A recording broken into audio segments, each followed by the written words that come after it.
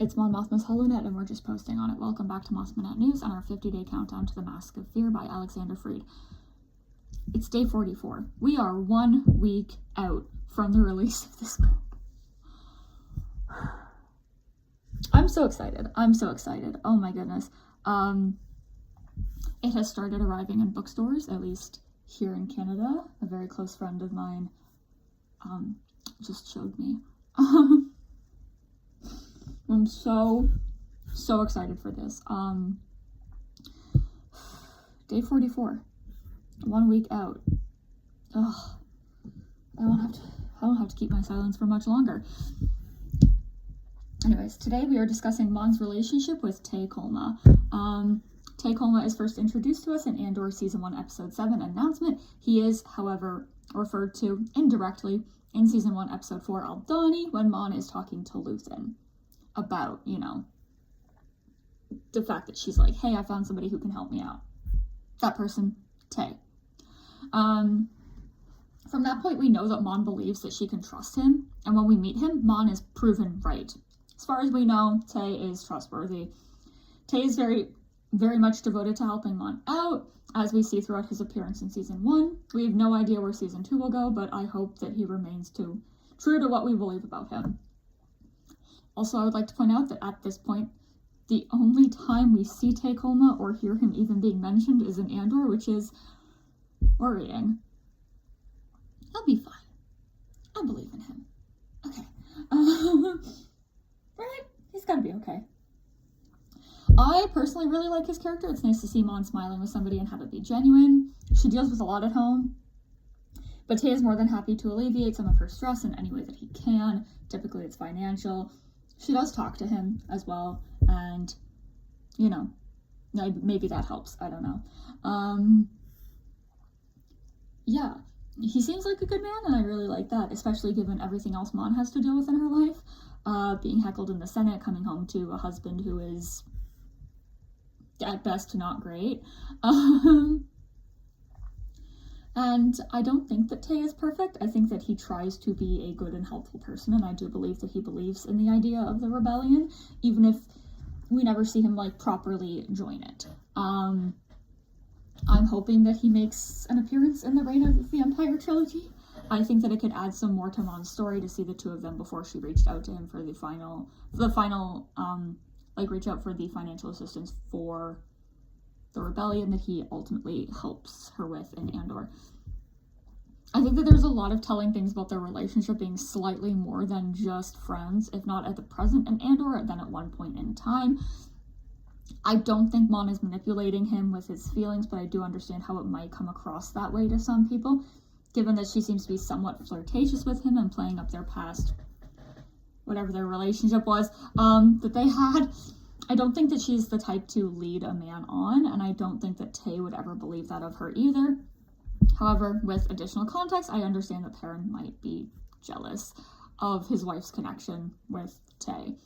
Their marriage is, at best, not great, at worst, horrible. It could not be easy to watch his wife be all smiley and happy, and close with a friend that she may have had a relationship with in the past, or something close to that in the past. I do think that if Tay and Mon had been in some sort of relationship prior to Mon and Perrin being wed, that it was very difficult for Mon and Tay specifically, and that they would have had to end their relationship despite probably not wanting to. This also can't feel good for Perrin. Your wife is just like, I was happy in another relationship, and then I was forced to marry you. Cannot feel good. And I do have a little bit of sympathy for Perrin in the situation of the circumstances of his marriage as well. Hate me for that if you want, but he didn't ask for this, neither did she. And even when in my own writings I have played Tay and Perrin off as rivals for Mon, with Perrin ultimately winning, that's probably not how it went. Again, they were young, and so even if there was anything of the sort, that childish bullshit about oh, I won her, blah blah blah, I wouldn't berate Perrin for being childish, because at that point in time he was quite literally a kid. And as I've mentioned before, there's a lot of areas where I don't think Perrin has quite grown up as much as he should have at this point in time, which probably also doesn't feel good to him because, sorry, I think I scratched myself again. Fuck. Keep scratching myself and bleeding. And then I keep scratching myself continuously. It's delightful. And, like, Mon and Tay are successful and established in their careers, finding success, being, you know, senator, banker, you know, making money. And I don't think that that feels good for Perrin either, because he doesn't seem to have a career to find success in. And, you know, again, watching your friends succeed can also just be very difficult when you're married to one of them and the other is like a former romantic interest of your partner. Can't feel great when you're like, wow, I doing nothing with my life. Nice. Yeah, and if you wonder why I keep bringing Perrin up, why I've had this whole section talking about Perrin with regards to Mon and Tay's relationship, it's because it's very difficult to discuss Mon's relationship with her old boyfriend, as Lita referred to Tay, which Mon didn't deny. I want to point out. Without mentioning the role that her husband plays here as well. I do fully believe that the three of them were friends, or at least friendly, when they were young, and that the marriage of Mon and Perrin strained that friendship. The Mothma Bertha household is not really one of harmony, so I don't think that Mon would necessarily bring over a friend if Perrin might be jealous of said friend, or might harbor some kind of resentment to that friend. Just because she wants to try and have some harmony and quiet in her household. Over time, I think that many of these wounds have been healed because two of the three parties are like, yeah, we're actual adults now. And the third one's like, I mean, my life should still be a party, but whatever. Legally, I'm an adult. And I do think that there is still probably some bad blood there that Mon wants to avoid dealing with, although in Andor she doesn't really have that opportunity. And furthermore, in Andor, Mon and Tay are forced to keep secrets that they can't share with Perrin. And as I've said, I don't think Perrin is stupid. He almost certainly knows they're hiding something from him. And I can't really get over the way that Perrin and Tay interact as well. We haven't seen them interact without Mon there, kind of like as a buffer between the two of them, I guess. But Perrin seems to be like be ribbing and enjoying ribbing and making fun and jokes at not just the expense of Tay, but also at his wife's expense, in front of Tay. And I don't really think that Tay is really the type of person to be all like jokey. I think you could ask him, he's like, I actually don't have that much of a sense of humor. I think he's similar to Mon in that like temperament. Like they have moments where they are like really funny, but they're generally more serious people, you know, because they're like, oh, time and a place for that. And then, you know, they do something like send a fruit basket to a certain senator. That was one of the funniest things Mon ever did. But like, you know, I think that Tay is again another one of those more serious characters. Of course, he knows Perrin well, but there is a discrepancy of tone between the two of them. Is Perrin being serious with Tay, or is this him just being himself and joking? Because I think I think Perrin has one of those senses of humor where he's like always joking, or he's like deeply sarcastic about things, which I can relate to. I am a very sarcastic person. I can also be like one of those like deadpan people, be like, and just like say what is meant to be the funniest shit. And so when I like recently meet somebody, I need to explain like, hey, yo, I'm one of those people that will deadpan and say, you know, shit that I want you to laugh at. So, you know, it's not always a great thing. But like, I think it's funnier to be deadpan telling a joke than smiling and telling a joke, you know? And, like, I don't think that Mon knows whether Tay is being serious or if he's joking at the same time. Because, you know, she's like, well, I mean, Perrin is like that. He treats so many things like a joke. But is this serious? Like, is what he's saying, like, fully real? And again, like, going back to Tay's, like, sense of humor thing, we see it in Andor when Perrin's like, have fun feeding the galaxy. I'm off to feed myself. And Tay's like, charity begins at home. Like, that comeback is just, I laughed. I was like, Tay. And even Mom's like, right? She's just like, I cannot believe you just said that. Because that was like genuinely funny. Yeah. Anyways, I think that Perrin knows that something is going on, but again, they have to keep secrets from him. But suddenly, like, think of it from his perspective. Out of the blue, his wife has an old friend from school that she may or may not have had a relationship with, coming over all the time to help her with her charity that she presumes he has no interest in. She will not let him be involved in it anyway, because, you know, she doesn't think that he's interested because, as she says, it's charitable. Like, I think that was actually Mom's funniest moment in Andor. When she was like, oh, I didn't think you'd be interested. And Perrin's like, and why is that? And she's like, looks at him deadpan. She's like, it's charitable. Like, I love how Mon and Tay's, I think their funniest moments with Perrin are both of them making fun of him for not really being a charitable person. And I need to know where that came from. Because it's too much for me, just to think about, because I'm like, how do you fucking make that into a joke that you're laughing at? Like, that is odd to me, but it works really well for them. And now we come to the Lita complication, as I will sometimes refer to it. Sometimes Lita also knows that something strange is going on, because she doesn't know, like, she doesn't know the secrets that are being kept either. And again, I think that Perrin and Lita are both really intelligent people. And again, you know, like, from Lita's point of view, she doesn't know why an old friend of her mother's that she barely remembers from back home is suddenly around all the time. Sure, her mother's like, oh, it's about my charity, right? Hold on to the idea. Hold on to, you know, Lita knowing that it's about her mother's charity, right? I'm putting charity in air quotes from Lita's point of view. Why does her mother seem so invested in the two of them getting along and seeming to know each other, right? Lita also very clearly knows that her parents don't have the best marriage. Yes, she has manipulated this in the past. We see her do it. Right? We see her do it in the first scene that we meet her in, where she's like, actually, like, yeah, Dad's taking me to school. You can go, right? She knows that they don't have a good marriage, and so she is essentially, like, I don't think she's necessarily meaning to do it, or it's not malicious, because, you know, she's just a kid, and I don't think that kids really should be considered to be manipulators in situations of their parents. I just think that that's effed up when parents are like, oh, my child's manipulating me. That's weird. You're the adult in the situation.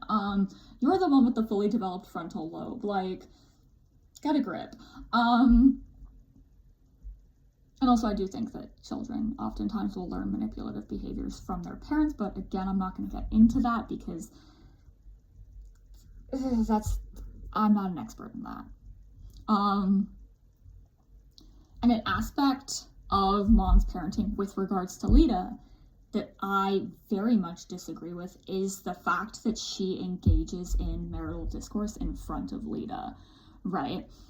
Yeah, like the discourse like that she gets involved with Perrin in front of Lita is about Lita, but I do think that Mon should handle it elsewhere for the sense of Lita's security in her family and home life. Lita, knowing how rocky her parents' relationship is, likely impacts how she views any, like, newcomers into her family home, the embassy, that have a particular closeness to her parents, specifically her mother, who she doesn't really know and doesn't trust the intentions of. Going back to the thing that I said, like, put a hold on that one, you know, with regards to, you know, the charity, or I put charity in air quotes. I think Lita thinks it's a front, right? You know, or if she does believe that it's real, she believes that there's an ulterior motive there. And she is technically correct. Like, this charity is technically a front for the rebellion.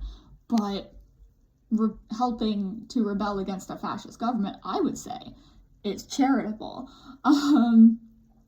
Right? She views her mother as selfish. We see that in the first scene that they have together in episode 5. She's like, it's all about you. It's always about you, right?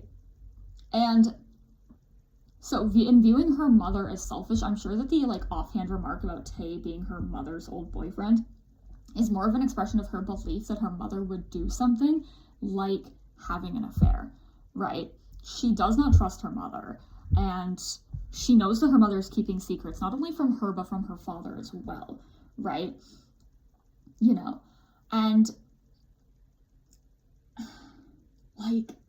again, now I think that the relationship between Lita and Mon is going to evolve in season 2, because Mon is the reason that Lita is meeting Stekken Skulden, the boy that she's potentially going to marry, right?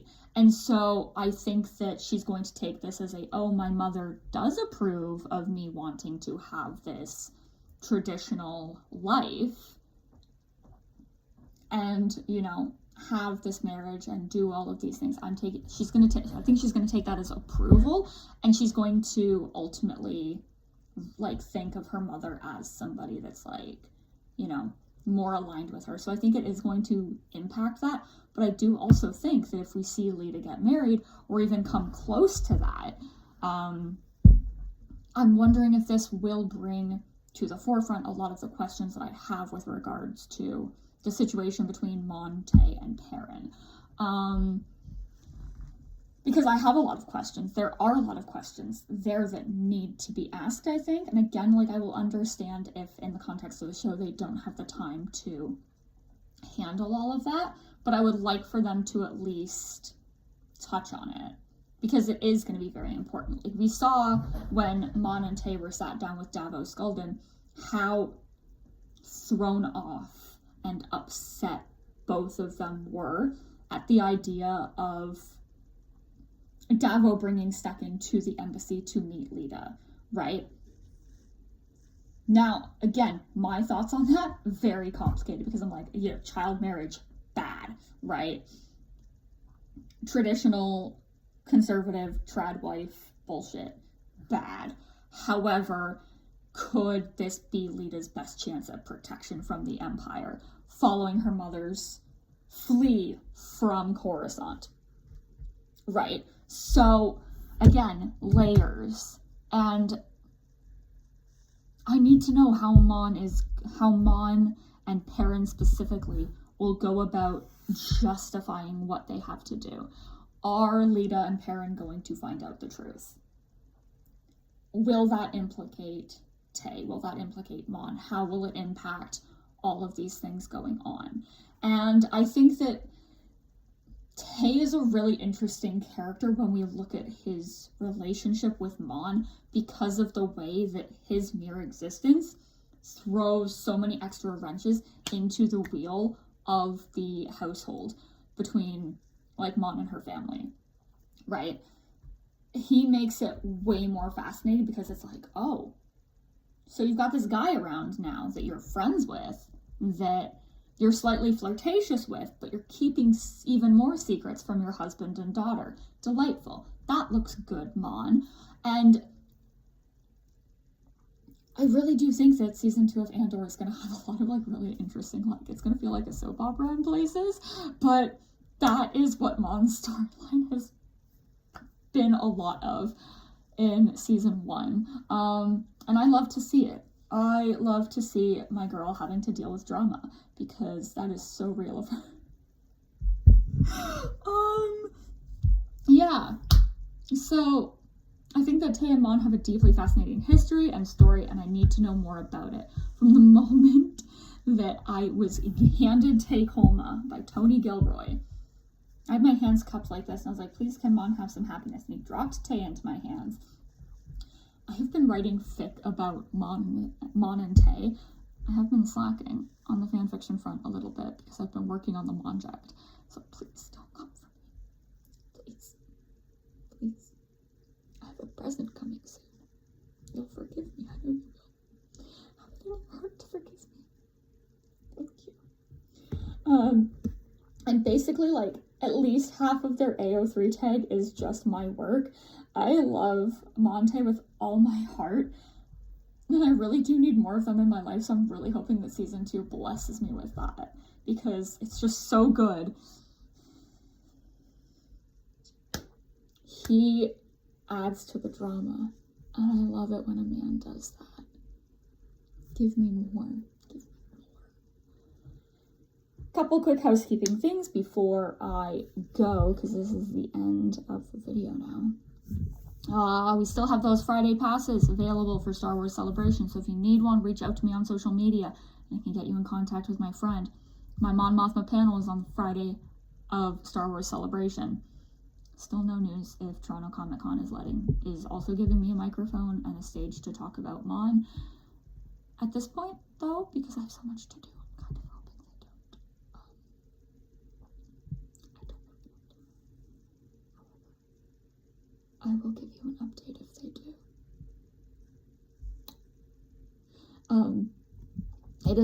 It is on the Friday from 4 to 5 on the fan stage at Celebration. It is called Senator Rebel Chancellor, who is Mon Mothma. I'm very excited to present it to everyone who's able to make it. If you're not able to make it to Japan because it's far away, it costs a lot of money to go there, and I get it. One of my darling friends will be recording it and posting it to YouTube right here on the Mothma Net. Tomorrow is day 44, and we'll be talking about Mon's Mon being a High Republic fangirl.